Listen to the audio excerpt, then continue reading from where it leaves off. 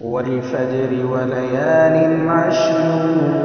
والشفع والوتر والليل إذا يسر هل في ذلك قسم لذي حجر ألم تر كيف فعل ربك بعاد إرم ذات العماد التي لم يخلق مثلها في البلاد وثمود الذين جابوا الصخر بالواد وفرعون ذي الأوتاد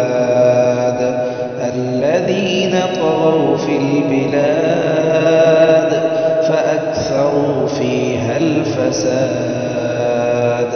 فصب عليهم ربك سوط عذاب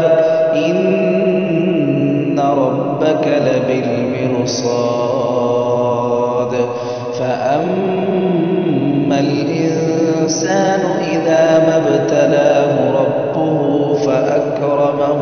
ونعمه فيقول ربي أكرمن وأما إذا ما ابتلاه فقدر عليه رزقه فيقول ربي أهانن كلا بل لا تكرمون اليتيم ولا تحاضون على طعام المسكين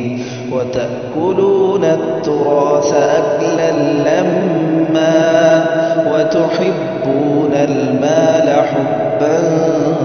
جما كلا إذا دكت الأرض دكا دكا وجاء ربك والملك صفا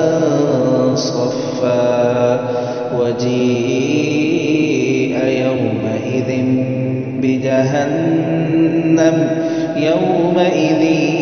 يتذكر الإنسان وأنى له الذكرى يقول يا ليتني قدمت لحياتي فيومئذ لا يعذب عذابه أحد ولا يوثق وثاقه أحد يا أيتها النفس المطمئنة ارجعي إلى ربك راضية